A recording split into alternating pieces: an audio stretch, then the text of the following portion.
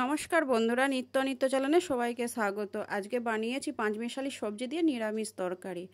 একেবারে চটজলদি এই সবজি বানিয়ে নিন অল্প মশলায়। দেখুন কিভাবে আমি করছি।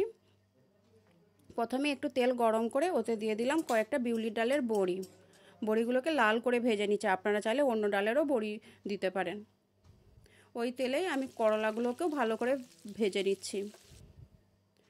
অল্প একটু মশলা নিয়েছি, জিরে, ধনিয়া, গোলমরিচ, এক টুকরো আদা আর 4টে লঙ্কা। করলাগুলো ভাজা হয়ে গেছে, ওই তেলে দিয়ে দিলাম বেগুনটাকে।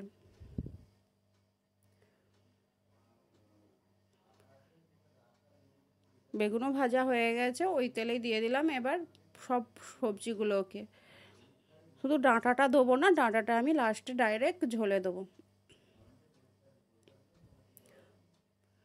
সবজিগুলোকে আমি নুন হলুদ দিয়ে আমি একটু ভালো করে নেড়ে নিচ্ছি। খুব নাড়বো না, একটু হালকা নেড়ে নিলাম।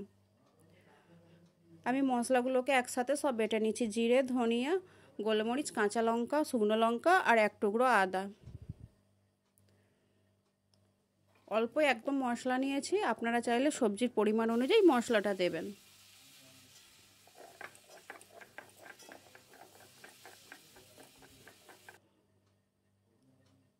দেখুন সবজিটা ভালোই ভাজা ভাজা হয়ে গেছে, এতটাও নাড়ার দরকার ছিল না, কিন্তু আমার একটু ভালোই ভাজা হয়ে গেছে। এবার আমি সর্ষের তেল দিয়ে তাতে অল্প একটু চিনি দিয়ে দিলাম, তেজপাতা, 5 ফোড়ন দিয়ে আমি মশলাটাকে তুলে দিলাম। মশলাটা কষিয়ে নিচ্ছি, এতে একটু দিয়ে দিচ্ছি হলুদ,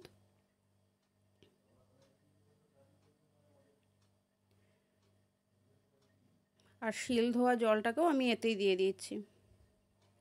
কিছুক্ষণ আমি কষতে থাকবো। দেখুন জলটাও শুকিয়ে আসবে আর মশলা থেকে আমার তেল ছেড়ে এসেছে। এবার আমি সব সবজিগুলোকে এতে দিয়ে একটু কষিয়ে নেব। করলা আর বেগুনটাকে দেবো না, এই ঝোলটা পুরোপুরি হয়ে গেলে তখন আমি করলা আর বেগুনটাকে দেবো। আমার ভালোভাবে কষানো হয়ে গেছে, এবার আমি অনেকটাই জল দিয়ে দিলাম, কারণ এতে লাস্টে যখন বড়ি দেবো জলটা অনেকটাই শুকিয়ে যাবে, সেই জন্য আমি জলটার বেশি পরিমাণ দিয়েছি। আমার ঝোল হয়ে এসেছে, এবার আমি ওতে করলা আর বেগুনটাকে দিয়ে দিচ্ছি।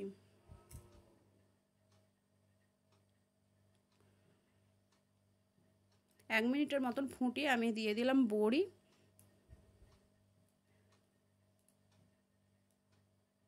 লো ফ্লেমে রেখে আমি দিয়ে দিলাম একটু 1 চামচ ঘি। বেশ আমার তরকারি রেডি হয়ে গেছে, এবার নামিয়ে নিচ্ছি।